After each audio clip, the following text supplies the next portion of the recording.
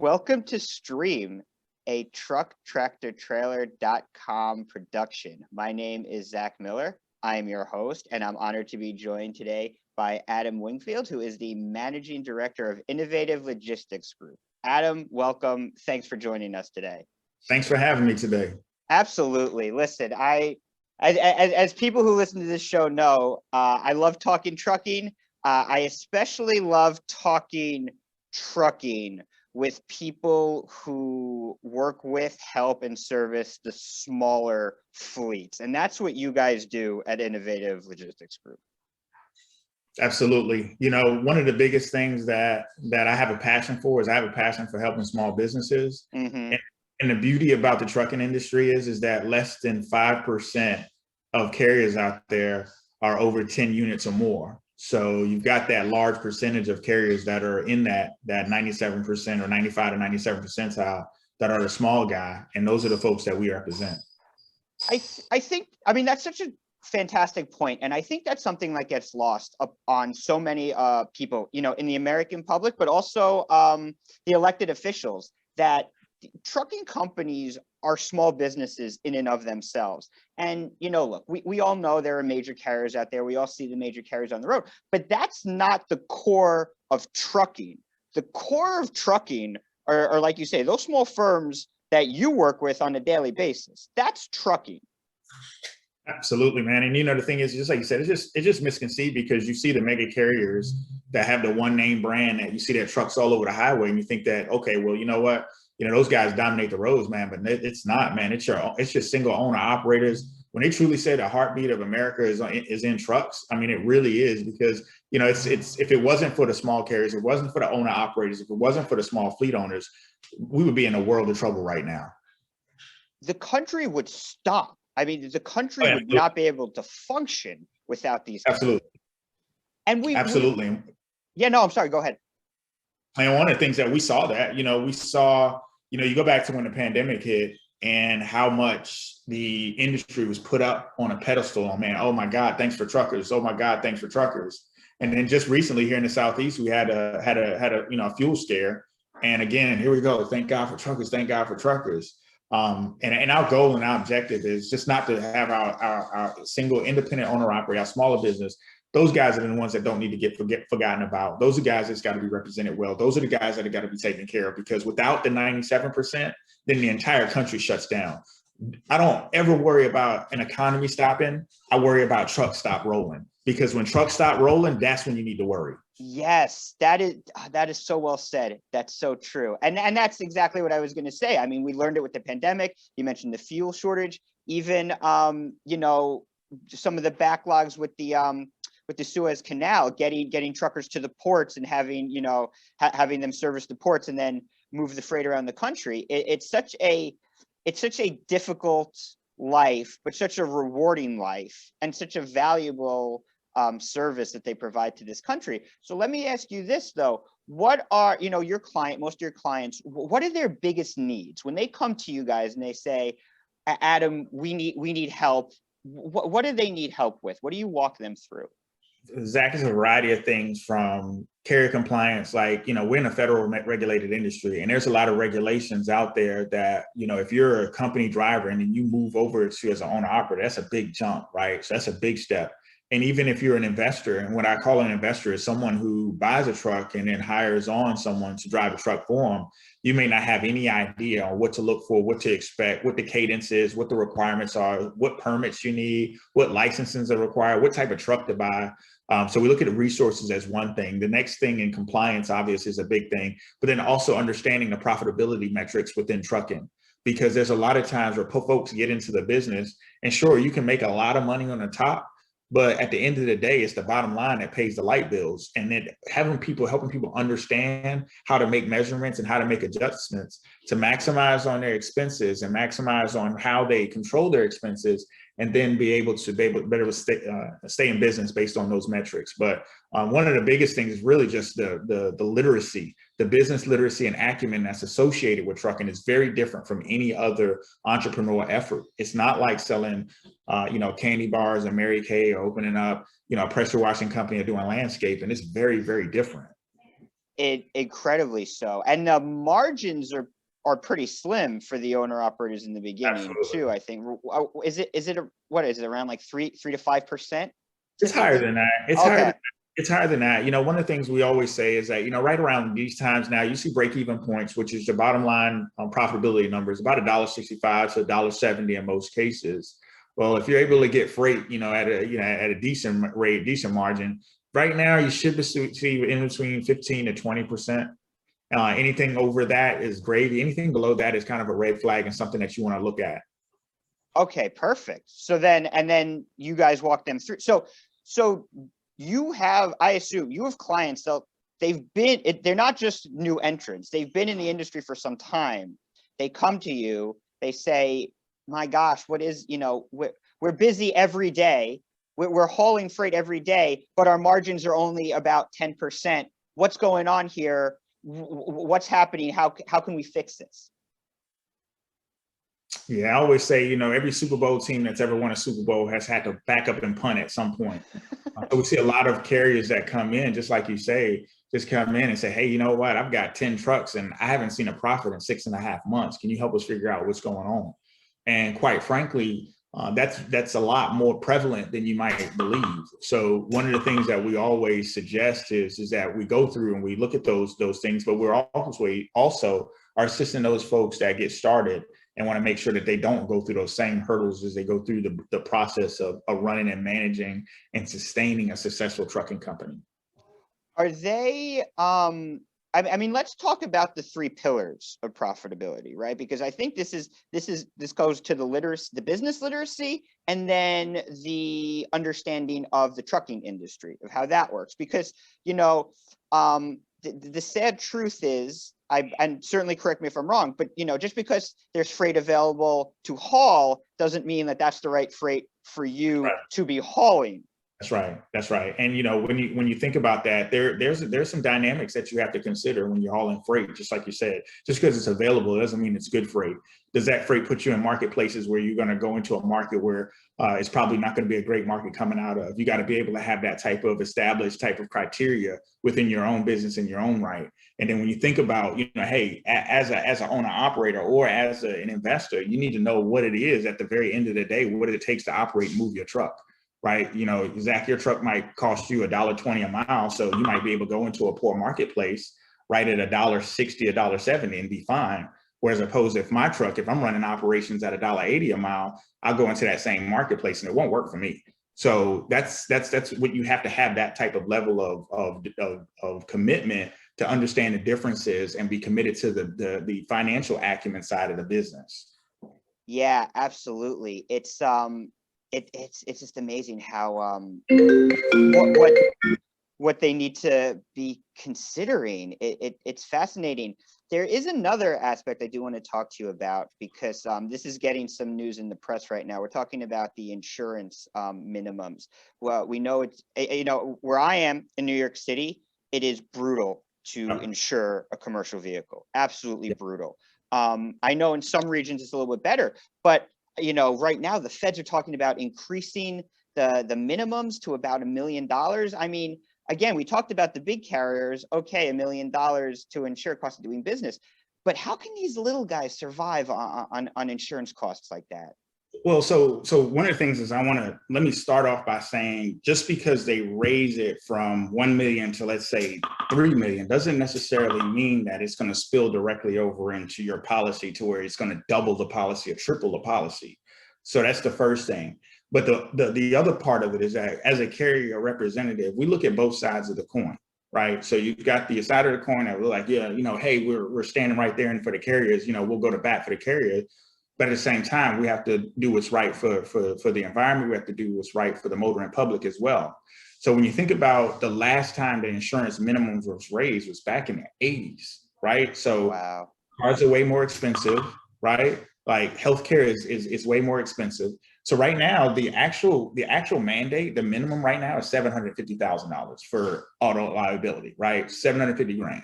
While most carriers get into business wisely and they go to the $1 million limit on theirs, 750 is still what the government requires. The problem is that when you have an accident right? And you have an accident that, God forbid, that involves injuries or fatality. That minimum is not going to cover with the liability of that accident. And all it takes is an accident like what happened out in the Dallas-Fort Worth area back during the winter time, that ice storm. Yeah. Just think about the impact that accident would have. And then when you think about that, is 97% of small carriers are the ones that are operating these businesses. They're not self-funded. When I mean self-funded is most of your mega carriers, they have their self-insured. So they don't have an insurance company they have to go to. But when you look at these smaller carriers, they don't have the financing and funding to protect them in the event that they have one of these nuclear type accidents. You'll see that if you look at, safer records right now, 20%, now literally 20% of carriers, when they get a roadside inspection, are put out of service. So when you think about just having a safe truck for the motoring public, and then you look at the numbers that it costs in order to operate, and look at the amount of money that an insurance claim would come after an accident. And then, let's face it, let's be real, Zach. There are people who see trucks as a moving billboard. Yes. You know what I mean? And then we just want to call a spade for what a spade is. You see a truck, say, in a parking lot, take some paint off the car, all my back's hurting, all my neck's hurt. And now we're talking about something different. I tell you what really kind of teased me off is when you go in these major cities and you'll see billboards. Have you been involved in an accident with a tractor trailer? Yes. It's a game. It's a cash game that a lot of these, I hate to say it, but you got a lot of these attorneys out there that are preying on these characters. And that's why there has to be some level of protection in place. And if you think about it, it's going to be an increase. But what are you going to do if you're put in a situation where if you're in that accident? You're 100% right. You're 100% right. And I never thought about it exactly in some of those terms. So I'm so glad you brought some of that up. And a lot, in terms of the some of these attorneys and some of those advertisements that you say, it really is, it's not officially jury tampering, but it's trying to sort of put it in the back of the minds of somebody who might be a juror that, this is a reckless vehicle. It's dangerous. They weren't operated properly. You should give the maximum penalty possible, which of course leads to, as you mentioned, some of these nuclear verdicts. And I suppose, so now you brought it up and I started thinking as you were talking. So let's say they do raise the insurance minimums to $1 million. Let's say they go ahead and do that. Do you think that by doing that, we'll start to see some good progress with some of these safer reports, with some of the vehicle maintenance, maybe companies, especially some of these smaller companies that don't necessarily have, compliance people, maybe they start to take a little bit more due care and notice of their vehicle. Do you think that's something we might be seeing here? I don't think so. And the reason why I don't think so is because I think the industry is systemically fragmented in terms of processes. So when you think about something, let me just start off with the new entry safety audit. So a carrier gets put in a service. Typically within the first 9 months, they'll get a new entry safety audit, right? So you'll get an audit, let's just say 9 months after you start operating to say, okay, you know what? Hey, guess what, Zach? Miller's truck is good to go. You guys are safe. 9 months after you've already started driving the truck up and down the highway. So if I put you in an airplane and say, okay, you know what, Stream Airlines, and you as the captain make an announcement, hey guys, we're on our maiden voyage. Hey, we haven't had a safety inspection yet. We got one coming in the next 8 months, but I assure you that everything's going to be okay. You think you're going to be comfortable to be on that? So, when you think about that, I think systemically things need to be course corrected. Why are we having these checkpoints as a lagging indicator of whether or not that carrier is safe versus having a leading indicator to set the carrier up for safe practices, operating safely? And that's why you see things, I think there was a mandate just a couple of months ago that was swirling around with speed limiters. You see these trucks going up and down a highway at 90 miles an hour, moving 80,000 pounds of freight. That is just unbelievable to me. And I think that there's a lot of systemic approaches that have to be implemented before we see safety becomes paramount. Now, when I look back at when they put the ELD mandate in place, clap your hands for the ELD mandate, but God forbid it was 15 years too late. You see, when you go into an airplane, back in the 70s and 80s, they had black boxes in the airplane to be able to kind of detect things as they went along. We just got into the ELD mandate, and then people are just going haywire. And then when we go into the Drug and Alcohol Consortium, it took hundreds of thousands of drivers off the highway, right? Hundreds of thousands of unsafe drivers off the highway. And just think about that. That was just a few years ago. So think about 5-10 years ago, how many drivers that were behind the wheel of trucks that shouldn't have been? How many carriers that were in service that shouldn't have been? So when you think about, okay, yeah, when we raise an insurance minimum, what will that do? I think that will give us a marginal, incremental approach to those who cannot financially be in business, but it won't necessarily change the safety approach from it because there's systemic processes and systemic needs that need to be changed first. Do you think there's a movement to change those processes, or is it more considered, or are they looking for some of these other issues that are maybe, I don't know what the right word would be, maybe sexy, or maybe things that are, you know, you could have a nice press conference about it and you pass a bill where maybe it looks better for you, but it doesn't really target that, you know, maybe sort of low-hanging fruit for safety improvements? I think it's like whack-a-mole, you know, playing a game of whack-a-mole. You know, whatever's the hot button issue at this particular point, we're just going to whack that down until the next issue pops up. You know, trucking has a poor track record for technology and planning. Those are two things that trucking sucks at. You know, the technology is terrible, and then we have a terrible job of just overall forecasting and planning. You know, when I look at, you know, truck automation, you know, I look at the energy behind it, and I look at, you know, how quickly they're trying to get that up and running and out to speed when we got all these other issues that haven't been dealt with. Because just like you said, automation is sexy. Seeing a truck being able to go up and down the highway with no one in behind the steering wheel is sexy. You know what I mean? But when you think about that, you know, even in that point, if we go back to the 97 and 3%, right? So 97 small, 3% larger carriers. Out of that 97%, how many of those 97% of those carriers do you think can afford an automated truck, right? So now you think about that, and you think about how far they're going to be down the road. They're going to be the used truck, automated truck purchaser, right? And that's probably going to be another 10, 11, 12 years down the road before that marketplace even starts tuning in.